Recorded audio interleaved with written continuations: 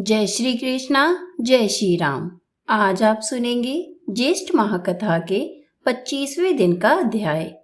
प्रेम से बोलिए श्री विष्णु भगवान की जय, माता लक्ष्मी की सदा सर्वदा जय हो। आज की कथा में आप श्रवण करेंगे अश्वमेध यज्ञ की पूर्ति होना, आकाशवाणी का सुनना, भगवान की काष्ठमयी प्रतिमा का निर्माण, संस्कार तथा सत्वन होना। जैमिनी जी कहते हैं, तदंतर राजा के अश्वमेध यज्ञ में सोमरस निकालने का उत्सव प्रारंभ हुआ। उसमें दीनों को बेरोक टोक मनवांछित दान दिए जाने लगे। उस समय नारद जी ने नृपश्रेष्ठ इंद्रधमन से कहा, हे राजन, अब पूर्ण आहुति का कार्य समाप्त हो, जिससे यह यज्ञ सफल हो जाए। पहले ध्यान में तुमने जो कुछ भी देखा है उसके अनुसार तुम्हारे भाग्योदय का समय समीप आ गया है। श्वेतद्वीप में जिन विश्व मूर्ति अविनाशी विष्णु का तुमने दर्शन किया है, उनके शरीर से गिरा हुआ रोम वृक्ष भाव को प्राप्त हो जाता है। वह इस पृथ्वी पर स्थावर रूप में भगवान का अंश अवतार होता है। भक्तवत्सल भगवान अब उसी रूप में अवतीर्ण हो रहे हैं। तुम्हारे ही सौभाग्य से सर्व पापहारी भगवान यहाँ सब लोगों के नेत्रों के अतिथि बनेंगे। अब यज्ञ समाप्त करके वृक्ष रूप में प्रकट हुए यज्ञेश्वर भगवान विष्णु को तुम इस महावेदी पर स्थापित करो। इस प्रकार विचार करके नारद और इंद्रधमन दोनों प्रसन्नता पूर्वक वहां गए और उस वृक्ष को देखकर इसके रूप में साक्षात ब्रह्म भगवान विष्णु प्रकट हो गए ऐसा मानते हुए सब लोग बड़े प्रसन्न हुए। 4 शाखाओं से युक्त उस चतुर्भुज वृक्ष का दर्शन करके राजा ने अपने परिश्रम को सफल माना। फिर नीलमणि माधव के अंतर्ध्यान होने का जो शौक था उसे उन्होंने त्याग दिया और बार बार उस वृक्ष को प्रणाम करके नेत्रों से आनंद के आंसू बहाते हुए राजा ने ब्राह्मणों से उस वृक्ष को मंगवाया। वह लोग माला और चंदन से विभूषित विष्णु जी के उस दिव्य वृक्ष को महावेदी पर ले आए। नारद जी के कहने के अनुसार राजा ने उस वृक्ष का पूजन किया और पूजा समाप्त करके मुनिश्रेष्ठ नारद जी से पूछा, हे मुनीश्वर, भगवान विष्णु की कैसी प्रतिमाएं बनेंगी और उन्हें कौन बनाएगा? नारद जी ने उत्तर देते हुए कहा, हे राजन, भगवान की लीला सब लोगों से परे है, उसे कौन जान सकता है। इस प्रकार बातचीत हो ही रही थी कि ऊपर से आकाशवाणी सुनाई दी। भगवान विष्णु अत्यंत गुप्त रखी हुई महावेदी पर स्वयं अवतीर्ण होंगे। 15 दिनों तक इसे ढक दिया जाए। हाथ में हथियार लेकर उपस्थित हुआ जो यह बूढ़ा बढ़ई है, इसे भीतर प्रवेश कराकर सब लोग यत्न पूर्वक दरवाजा बंद कर लें। जब तक मूर्तियों की रचना हो तब तक बाहर बाजे बजते रहें, क्योंकि रचना का शब्द कान में पड़ने पर वह बहरा बना देने वाला होता है।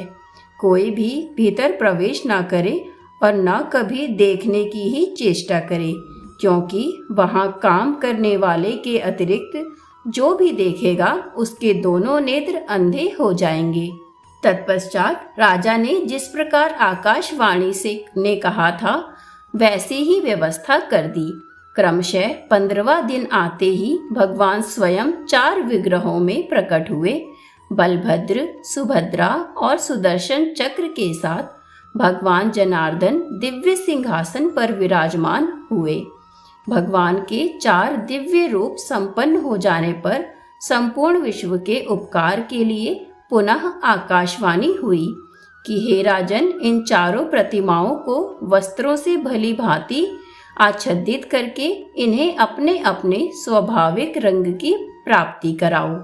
भगवान जनार्दन नील मेघ के समान श्याम वर्ण धारण करें। भगवान बलभद्र शंख और चंद्रमा के समान गौर वर्ण से विराजमान हो। सुदर्शन चक्र का रंग लाल होना चाहिए और सुभद्रा देवी कुमकुम के समान अरुण वर्ण की होनी चाहिए। इन विग्रहों पर पहले का किया हुआ रंग आदि संस्कार छूटने पर प्रतिवर्ष नूतन संस्कार कराना चाहिए।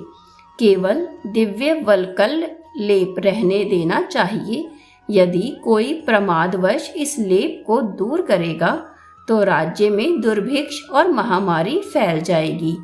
हे राजन, तुम्हें भी नग्न रूप में इन मूर्तियों का दर्शन नहीं करना।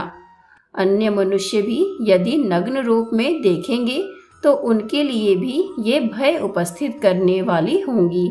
नाना प्रकार के लेप से लिप्त एवं विचित्र श्रृंगारों से युक्त मूर्तियों का ही दर्शन करना चाहिए।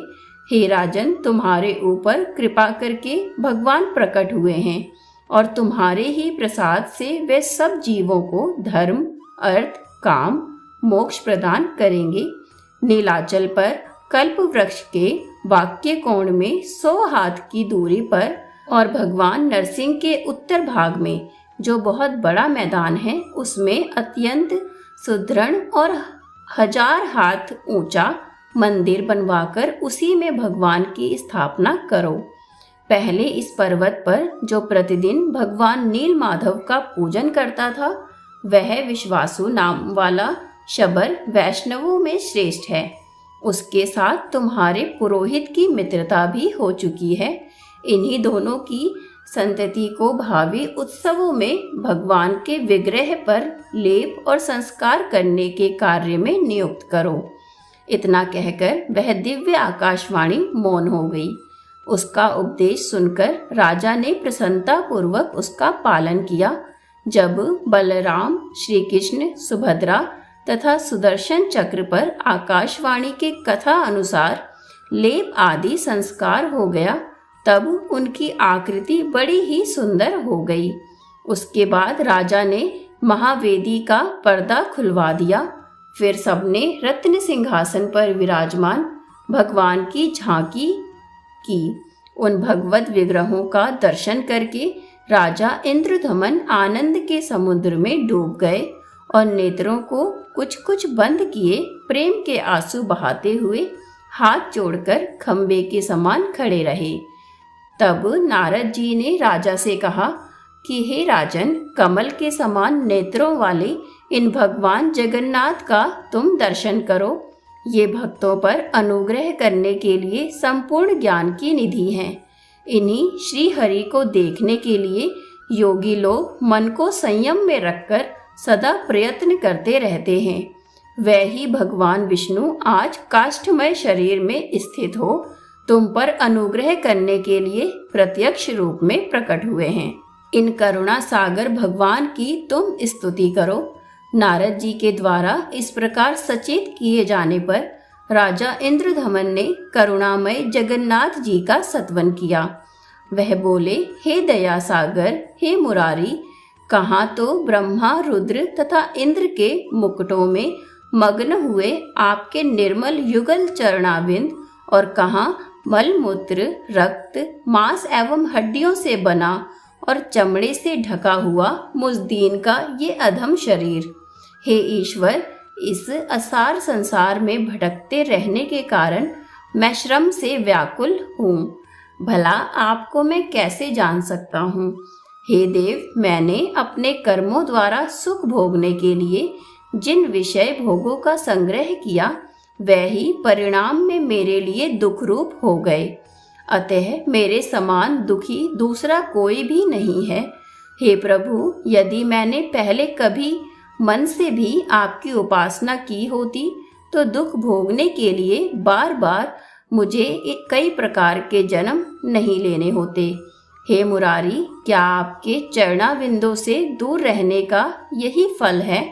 संपूर्ण पृथ्वी के धन से भरा हुआ मेरा खजाना, सेना, मन के अनुकूल सैकड़ों स्त्रियां और निष्कंटक राज्य, यह सब कुछ आपके तत्व ज्ञान से शून्य पशु के तुल्य मुझ अधम के लिए बड़ा भारी हो रहा है। इसमें सदा कष्ट ही प्राप्त हुआ करता है। दीनों पर दया करने वाले प्रभु, आपके स्मरण करने मात्र से ही जीव की मुक्ति हो जाती है। इस संसार में आपके सिवा दूसरा और कोई भी मेरा बंधु नहीं है।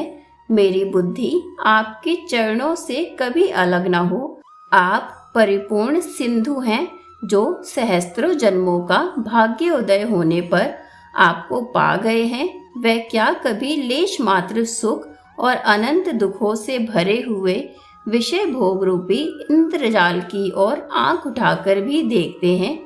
कहाँ तो जिसमें लेश मात्र सुख और अनंत दुखों की खान रूप सैकड़ों ग्रंथियां हैं, ऐसे कर्मों का अटूट बंधन, और कहाँ अनंत अनादि एक एवं आनंदप्रद आपके पवित्र चरण। सब पर कृपा करने वाले प्रभु, मूलभूत आप परमेश्वर को न पाकर तुच्छ कार्य के लिए बहुत भटकने वाले कलेश के ही भाजन रूप मुझ अत्यंत दीन की रक्षा करिए। संपूर्ण विश्व के एकमात्र वंदनीय हे विश्वनाथ, आप ही समस्त पाप राशियों का नाश करने में समर्थ हैं। बलवानों में श्रेष्ठ बलभद्र, आपका विग्रह सहस्त्रों फणों से आवृत है। आप ईश्वर हैं, मैं आपकी शरण में ही आया हूँ। संसार को आश्रय देने वाली तथा संपूर्ण देवताओं को उत्पन्न करने वाली मंगलमयी सुभद्रा के दोनों चरणों को मैं प्रणाम करता हूँ। हे नाथ, यह ब्रह्मांड का समूह जिसकी किरणों के समुदाय से रचा गया है और जो देवतियों की सेना का संहार करने वाला है, उस सुदर्शन चक्र के रूप में मैं आपको प्रणाम करता हूँ। इस प्रकार स्तुति करके श्रेष्ठ राजा इंद्रधमन ने भगवान को साष्टांग प्रणाम किया और कहा, अनाथों के बंधु, हे जगन्नाथ, संसार समुद्र में डूबे हुए मुजदीन तथा दुख शोक से व्याकुल मनुष्य का आप कृपा पूर्वक उद्धार करें। तत्पश्चात नारद जी बोले, अपार भव सागर से पार उतारने में तत्पर भगवान नारायण आपकी जय हो, सदा सर्वदा जय हो। सनत और सनातन आदि श्रेष्ठ योगी आपके दिव्य तत्व का चिंतन करते रहते हैं। आप सर्वलोक स्वरूप, सब लोगों को सुख देने वाले, संपूर्ण विश्व के उपकारक तथा समस्त जगत के वंदनीय हैं। कोटि कोटि ब्रह्मा, रुद्र, इंद्र, अश्विनी कुमार, साध्य तथा सिद्धगण आपके लीला विलास से उत्पन्न हुए हैं। संपूर्ण देवता और दानव आपके चरणों में प्रणाम करते हैं। आप किसी के भी पूर्णतः जानने में नहीं आते।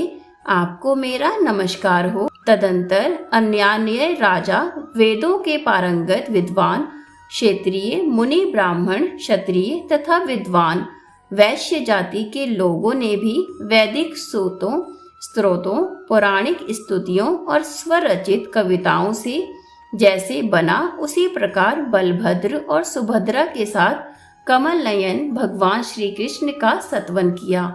इसके बाद राजा ने पुरोहित जी से भगवान वासुदेव की पूजा के लिए सामग्री संग्रह करने को कहा।